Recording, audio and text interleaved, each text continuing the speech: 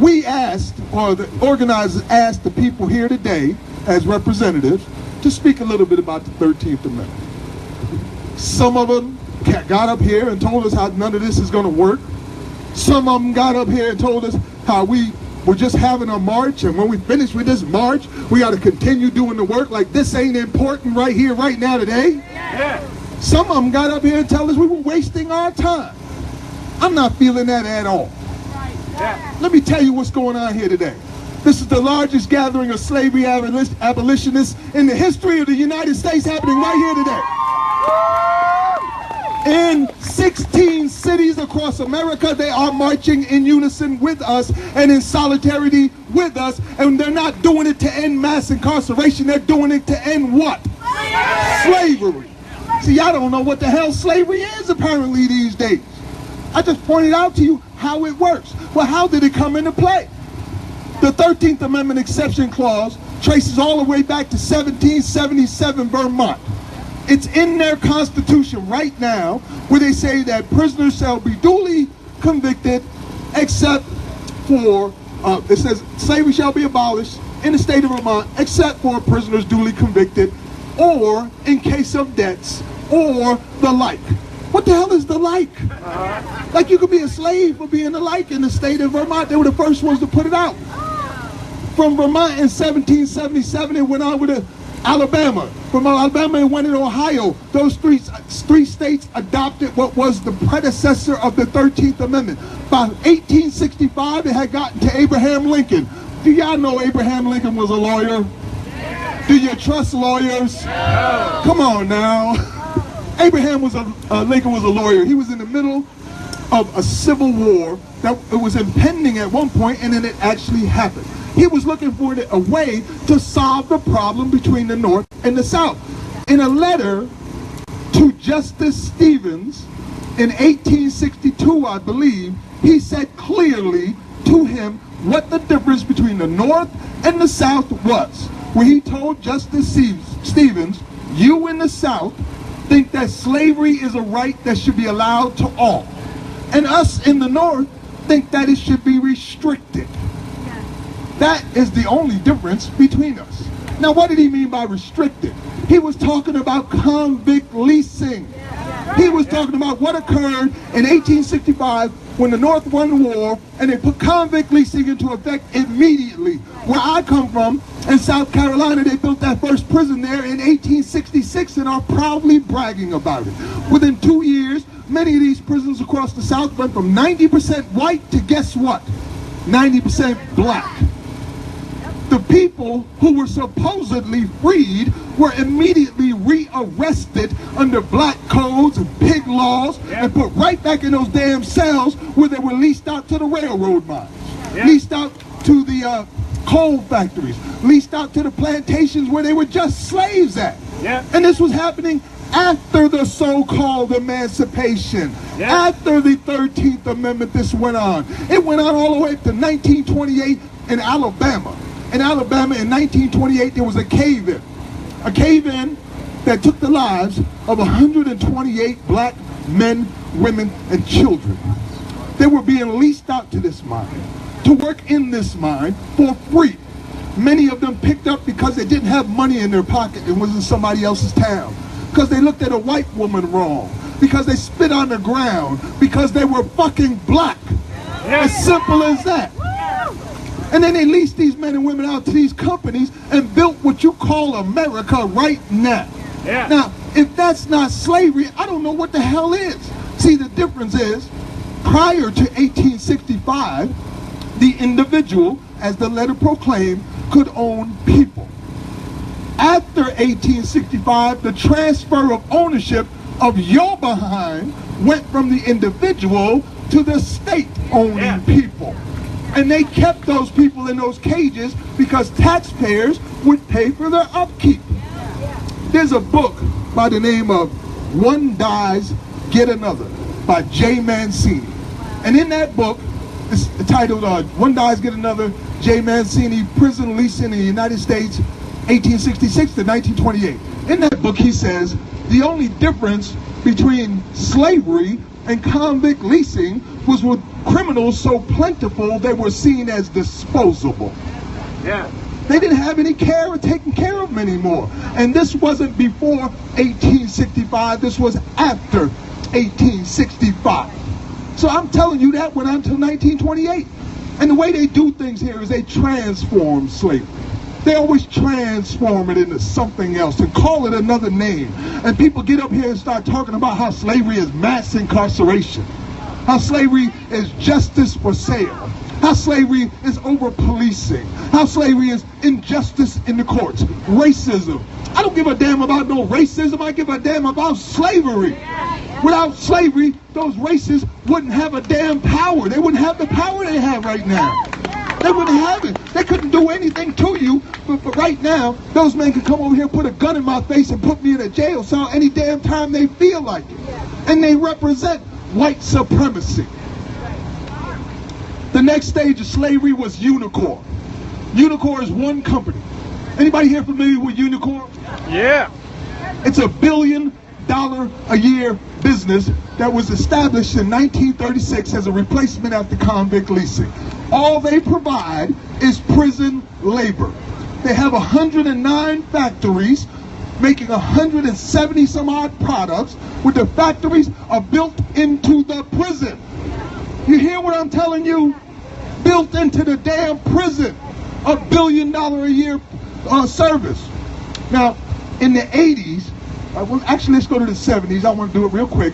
In the 70s, we know Nixon, everybody knows he was a racist. Anybody confused about Nixon being a racist? All right.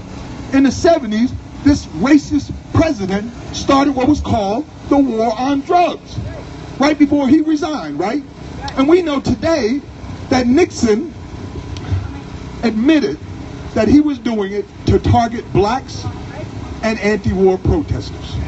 He said, basically, you know, we can't physically target them and get away with it, but we can associate the blacks with heroin and the war protesters with marijuana, and then we can go in and tear their communities apart. And they did that, and the first of what we call mass incarceration started to come up. The next stage was Ronald Reagan. Ronald Reagan came in and said, you know what?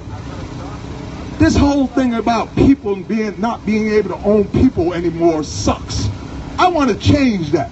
So he invited a private prison to build a facility in Louisiana, a women's prison. For the first time since 1865, the average person could now go online or go to their stockbroker and buy stocks in prison. When you buy stocks in prison, do you think you're buying prisons? Do you think you're buying a room? Do you think you're buying the blankets? You are buying the people. You are putting your money, your investments into the fact that those prisons will be filled all the damn time. And it's not just filled to 100%. In Alabama right now, where they are also protesting in solidarity, it's at 200% capacity right now. 200%. We have instances in our history recently that should be worldwide scandals, but nobody's talking about it. Have you ever heard of the Kids for Cash scandal? Yeah. Kids for Cash, right? What was happening was in Pennsylvania, 2 judges were working with a private for-profit prison by the name of Merkel. Merkel was the developer. The 2 judges were working an assembly line of human trafficking and slavery, where they had incarcerated nearly 5,000 children for pay. Merkel was giving these judges money to send these children to their prisons. The judges was earning millions. Merkel made nearly $1 billion. The way it ended was the judges got 28 years in prison, and the company got fined $80 million. Now, if you made $1 billion and you got fined $80 million, do you feel like it was a bad day? No. So for selling children, they didn't get no time. The Supreme Court had to overturn all of those convictions. Some of these children were in there for something as little as throwing a piece of steak at their stepfather, writing on their desk, or making fun of their vice principal. They weren't given trials. They weren't given representation. they were simply ushered right into a prison for a kickback. And this prison had a beautiful name. It was called Pennsylvania Child Care. Look it up. Makes it sound so great, right? Like you want to send your kids there to be babysitted. And it was a damn prison for children. That's just one example. The other example would be what my brother talked about earlier, which was in Massachusetts with Annie Dukin. You have a crime lab technician. Her name is Annie Dukin, and what she was doing was falsifying drug reports on as many as 60,000 people. Now, why would a crime lab technician want to falsify drug reports? Because there's 14 states in the United States of America that provide incentive to lab technicians in the form of monetary kickbacks for every positive result. This woman affected 60,000 lives. Many of them are in prison right now still for violation of parole, things like that, because of these faulty drug reports. She did 18 months in prison. She's walking free now. The Department of Justice has decided they're not even going to check to see who she affected anymore because it would take too much work. Think about that. How the hell are we dealing with that in this country? That's slavery and human trafficking. And when I say human trafficking, I'm not talking about the illegal type. We're not talking about the illegal slavery here. We're talking about legal slavery, legal human trafficking. Right now in Arizona, there's a prison at a place called Eloy. At that prison, they only house Hawaiians in Arizona. So if you do a crime in Hawaii, they will send you to this private prison in Arizona. Now, how the hell are your family members going to visit you? They can't. And why are you in Arizona to begin with? You didn't commit a crime in Arizona, but because these private prisons are connected all across the country, they think that they can just take your body and send it wherever they have a contract that needs to be filled. That's human trafficking. We have laws against that. See, you can't abolish mass incarceration. Mass incarceration is the results of something. It's not the source. The shit didn't even exist until 2009. In 2007, at the launch of Twitter, between 2007 and 2009, there were only 4 mentions of mass incarceration. It didn't become a thing until 2009. But here we are in 2017 when everybody's talking about mass incarceration like the shit is real. I bet you that our ancestors, who are blessing my words right now, in 1850 did not think that those cops out there hunting them under the Fugitive Slave Law Act were doing mass incarceration. They knew exactly what they were dealing with, and that's our problem right here today. We call it everything but slavery. You need to change your mind about what you're dealing with. This brother will say it's mass incarceration. He'll say it's over-policing. She'll say it's policing for profit. He'll say over there that it's injustice and racism in the courts. But it's all of that under one umbrella. The same umbrella we have always fought and never beat. And that is called what? Slavery. What are we here to end? Slavery. What are we trying to fight? Slavery. You see where I'm coming from, right? When I marched here today, and I marched here with everybody, right? They had these dudes and women running around with these signs said abolish mass incarceration. Where the hell are they now? You came in here, confused the fuck out of people, and then left. We're not fighting. You can't abolish mass incarceration. It's not a thing to abolish. There are laws in our Constitution that protect us from slavery. There are laws in the human rights documents that protect us from slavery. But we need to start calling it slavery. If you're calling it something else, you're not fighting slavery. Let me show you something that's going on in this Human Rights Declaration. I tell you, this pisses me off when I see this. This is what happened when you let people who don't know your experience determine what the answer to your problem is. In the Declaration of Human Rights abbreviated, slavery is number 4. Number 4. I'm sure you didn't ask those slaves what was important to them to make it number 4. I'm sure you didn't ask anybody who was affected by it to make it number 4. See, the first one is the right to equality. How you going to have a right to equality if you didn't abolish slavery? Like, does that make any damn sense? What's the next one? The next one is freedom from discrimination. How are you going to have freedom from discrimination before you end slavery? That's what I'm thinking about that. Y'all need to get y'all mind right. You need to understand what you're dealing with. The most important thing you can do today, those listening now, those listening across the world, the pigs over there listening right now, the ass hats in that house over there listening right now, is to change your mind about what you're dealing with. Because you cannot reform slavery. Slavery is a crime against humanity. You don't reform it. So if you get up here and tell us to reform slavery, you're confused, brother. You're confused, sister, because you can't fix that. What do you do when you're faced with a crime against humanity that has been legalized? Abolish it. Say it one more time. Abolish it. That's what I'm talking about. I want to show you some things.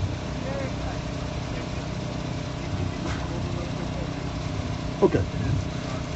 I think I put my point across. Have I put my point across? I want to remember these people. Lawrence Myers, who died in 1995. 16-year-old boy shot in the back of the head by police. He's the reason I'm here today. I swore to his mother I would never forget his name, and I have not. And I will keep it alive until he gets justice. Corinne Gaines. Police barged into a house, shot her in her house, and then shot her 5-year-old son. I want to remember her.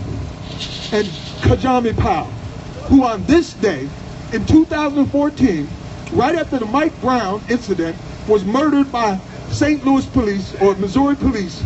He went into a store with a witness in tow, handed him a camera, and said, record all of this. He went to the store, he took out 2 bottles of juice from the counter, went right outside. The owner said, hey, what's going on? And called the cops. He put the 2 bottles on the floor, he sat down and waited. The cops showed up within minutes, and within seconds, he was freaking dead. Over a couple of juices. And he did that and made this witness record it so you could know that your lives don't mean nothing to them. They will kill you so quick for nothing at all. And the reason they do that is because they still have slave catcher mentality. They're still acting like slave catchers. They're still filling quotas. We have New York Police Department officers who have come on national television to tell us that this is the case. So here's what you can do for me today in my last minute. Change your mind. Stop calling it the things that it is not. It's not mass incarceration. It's not all those things I mentioned before. What is it? Slavery. What do we want to end? Slavery. What are we fighting? Slavery. We're not fighting mass incarceration, right? No. We're not fighting injustice in the courts, right? No. We're fighting slavery. And the way to end that is to take that exception clause out of the 13th Amendment, which makes it legal. And then you can incorporate laws and legislation like the Justice is Not for Sale Act of 2015, which banned private prisons from the United States, which ended the 34,000 guaranteed quota in the immigration centers. I want to say one more time, thank you. On behalf of my family and everybody who came here to see us today, thank you for being here. Please share this information with somebody else and do what you can to end modern-day slavery and human trafficking. Thank you, Crystal. Thank you to the I Am We Prison Advocacy Network and all the people who made this happen today, because the only way this is going to change is if you change it. Thank you, Max. Y'all give him another round of applause.